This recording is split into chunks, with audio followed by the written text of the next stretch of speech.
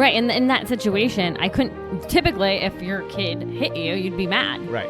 And in this situation, you can't get mad.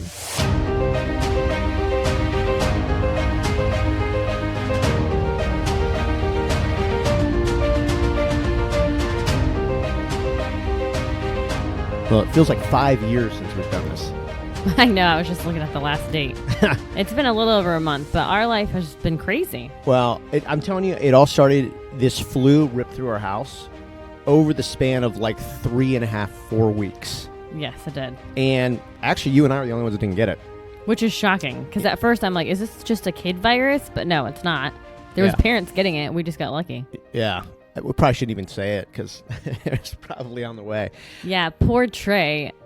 4 kids had it, and then a whole week later afterwards, then Trey got it, and it was the day of his championship game. But what's crazy is usually, like, so one kid will get it, okay, on, like, let's just say a Friday. Right. By Monday, everybody's got it. It just takes 24 to 48 hours to spread. Yep. This was really different.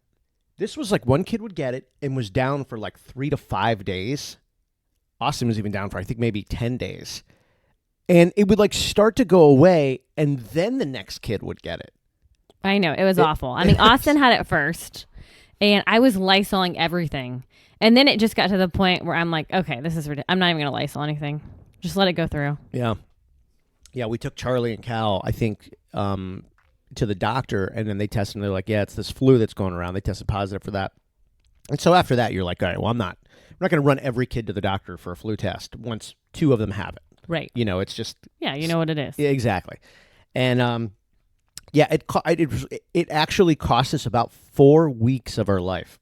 We were literally, oh my God, we honestly, I should have probably hooked people up and said, go buy stock in Pedialyte, because we still have tons on our cabinet that we haven't opened yet. But well, the recovery of it was bad. Yeah, and since when is flu season? May? Like, that was crazy. They didn't even go to the last week of school, though. No, and I mean, there was a huge outbreak at their school. Nobody was there, and then it cost poor Trey and probably Austin a football game. Yeah. So that was a bummer. And then Cal was out for, God, he missed a week of therapy. He did. We couldn't have the therapist in our house. Or he couldn't go to his thing Clinic, anyway, the play place thing. So yeah, that was just like, it's so funny, like life, you get into May and we're thinking about schools ending and, you know, summer or whatever, football playoffs. Nope, a month of the flu. Well, and we've talked to this early on in a different episode, that when he gets a fever, his characteristics of autism change. Yeah, in the sense that they sort of... diminish. Yeah. So, sometimes almost not there.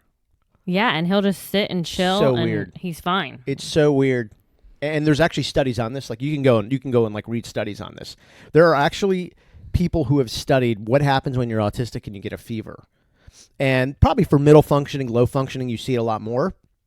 But it is crazy how he's like, he'll just sit next to you. He'll stare into your eyes. It's like, I mean, there's no flapping whatsoever when he has a fever. None. No. I mean, it's just very chill. Yeah, that's actually, he'll stop eating and then he'll stop his flapping. And then you're like, okay, he has a fever. Yep. And it's been that way really his whole life, at least since we knew, or at least since we got the diagnosis. Yep. For sure. So you just said, what did you say? Low to middle? Yeah. Yeah. Am I saying that right? Well, I think it's fine. Yeah, low to middle functioning. It's not high functioning. Somebody will send a message and call me a name or something. Well, whatever. This is just our experience. You're not being inclusive. Okay, sorry, I don't know.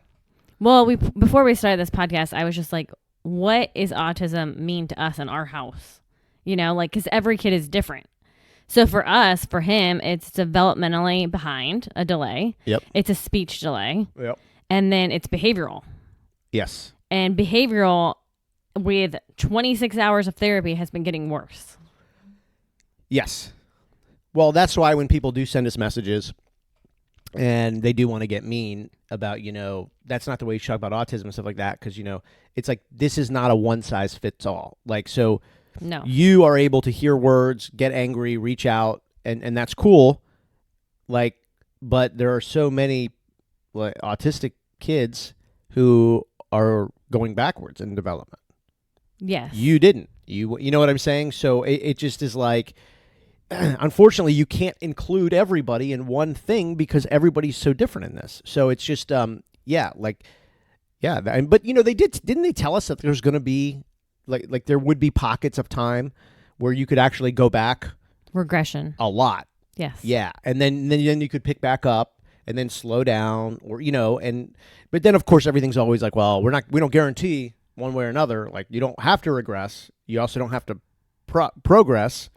Well, so basically what I've been told over since he's been diagnosed is he's never going to reach his true age. Yeah. And so our whole point with therapy is just to get him as far as, I don't know, mature, developed as we can.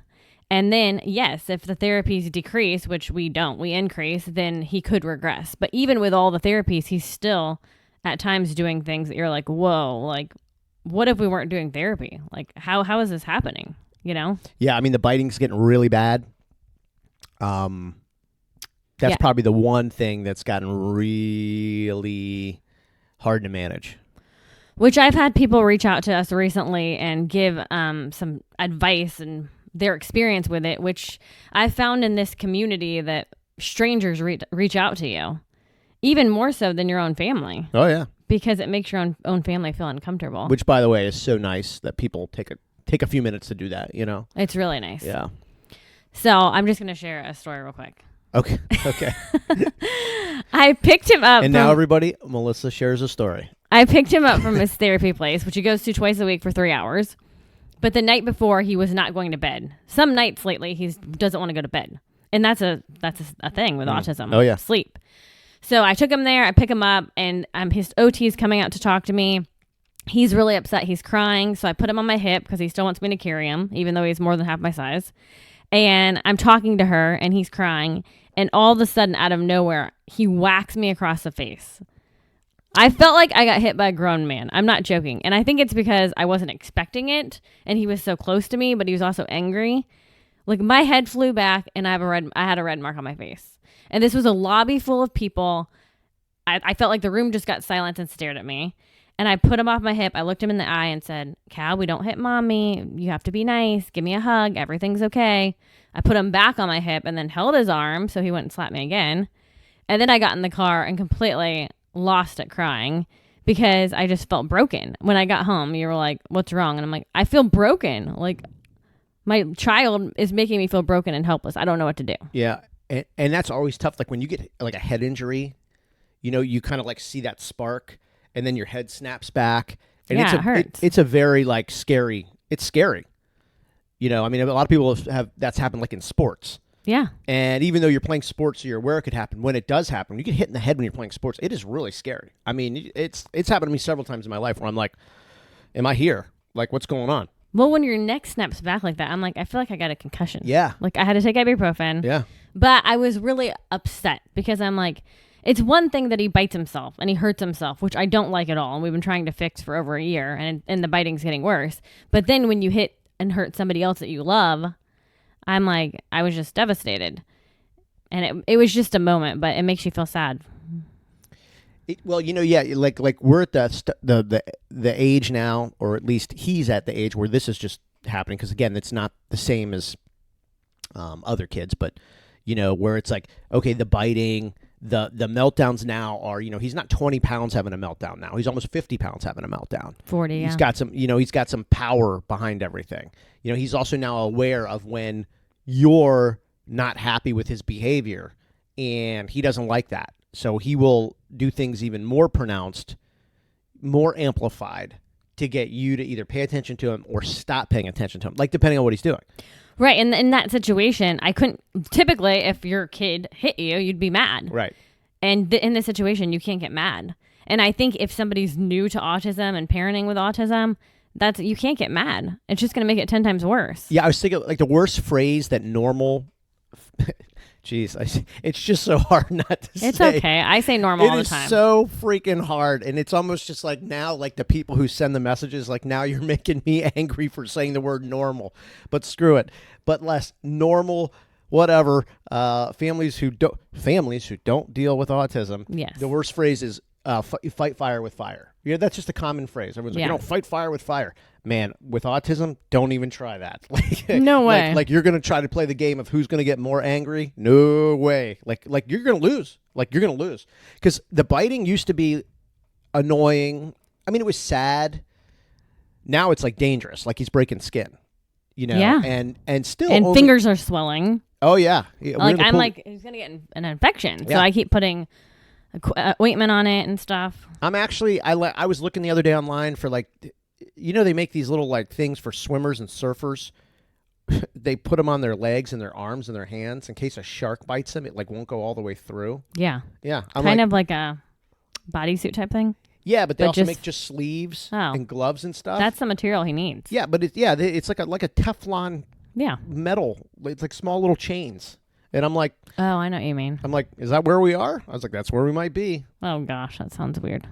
Well, yeah, you know what else is weird? Like biting yourself, bleeding off your arms and your fingers. Like it's and that's dangerous. Like you said, like you can get infections that way. Like it's just nasty. Yeah, it's bad. So that's like gone off the deep end a little bit too. It's just a lot of different, like a lot. We're at that moment where he's hitting a growth spurt, so he's getting a little bit stronger. And just everything's, like I said, a little more amplified. He definitely has more awareness about things. Well, and we talked like a year ago, what he looks like his behavioral wise, you can see way more now than a year ago. Yeah. And that's with tons of therapy. Yeah. What's changed? He has tons more energy, and we have growing. Tons less energy. Oh, yeah. That's what's way changed less in a year. Yes.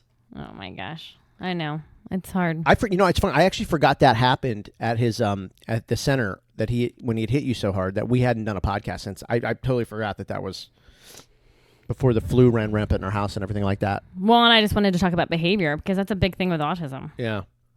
There have been some so we redid kind of the living room portion of the house. We went all autism. We just went full autism, basically meaning like there are 4 or 5 huge pieces of apparatus just for him, like a crash mat, trampoline, which we've had the trampoline for a while. There's purple tunnel. There's the purple tunnel. Then there's a squeezer coming. A squeezer's coming, which is also called a steamroller. Steamroller, which kind of run your body through it, and it's good for like what do they call it? Like compression, the whole sensory. Head to toe. The sensory thing. It's like compresses you and squeezes you through this little chamber, and it feels good for all sensory stuff. And then there's this like green couch, which also turns into all these other designs and fun little, whatever they are. He seems to really like it. It's called a convertible couch. Yeah. So it's funny how we were sort of halfway. I guess in a sense we were sort of trying to not hide it, but we were like, no, we're just gonna do like 20% stuff in here for that. Now we're like full. It's most of the rooms for him. Actually, our living room looks like a small We Rock the Spectrum. Yeah. If parents with autistic kids will definitely get that, but because he doesn't really want toys. He wants to on his downtime, he wants to use his iPad and get on this equipment. Yeah. Yeah. Yeah, or if he grabs a toy, like a baby shark or whatever, he wants to incorporate that in the equipment. Yeah. You know what I mean? Like he's swimming on his crash mat. Yeah, he's not going to pull out like a game and just sit on the floor and play with it by himself. It's going to be a part of something else going on. Right. Yeah, but that's pretty cool. That's probably a big change that we made in the last month. We just were like, nah, it's just time to get him fully, comfortable in this space. I know you've just done a bunch of videos. You can go to dailyautism.com and link to the social sites there. See some of the videos. I actually was watching some of the videos the other day, and I was like, whoa. I was like, this house looks totally different. It does. It actually looks, to be honest, it looks fun. Like all this stuff is pretty much fun. Well, he likes it. It's good for him. All right. We'll wrap it up. Grocery shopping, is that what you're doing? I am. Yay. Summer, I used to look so forward to summer as a kid, and as an adult, as a parent, you're like, oh, summer. Well, the grocery bill is already high, Groceries are and crazy. Now it's getting through the roof with having them eat 3 meals a day here, plus snacks. Groceries are insane. I remember when we did the last podcast, like everyone had just started complaining about groceries and gas. Oh my God, fast forward 4 or 5 weeks, it's on another planet. Like it's on another planet now. I don't even know what to cook anymore. Well, I'll tell you though, I was thinking real quick, I do feel bad for special needs families because all these shortages are hitting now. Mm-hmm. And some kids, like Cal, he only has a handful of options. Like if those things go away, man, not good. And a lot of special needs kids are like that too. I know. Yeah, like you can't just say, "Oh, we're out of this. Here, he'll eat that." Nope, it doesn't work that way. Yeah, Like we when talked something- about that. Yeah, when there's a shortage or something goes away, then you are literally down to then those other options, and that's it. So, Well, even one form of protein that he gets is broccoli. So Yeah. we even talked about stocking up on frozen broccoli. yeah, God, I cannot imagine broccoli will go away, but they're saying now that the produce is starting to really get thin. Not good. Yeah, not good at all. The Uncrustables have been in a shortage for like 2 or 3 months now. Like you're almost lucky. You're almost lucky. It's like go buy a scratch off or go look for Uncrustables. It's about the same odds. Well, and we've said before, the other kids in our house are not allowed to eat it, and they love Uncrustables. Yeah, I know. But you especially in can this- barely find them. No, I know. So there was one in the fridge that was Cal's, and Austin was like, "Is Cal going to eat his Uncrustable today?" And I'm like, "No, he doesn't want it." She's like, "Can I have it?" I'm like, "Yeah." I'm It's like, like "Okay." hitting a gold mine. You're like I an know. Uncrustable. You have to be the first to ask. All right, that said, let's go on our hunt for Uncrustables. All right. All right, we are out of here.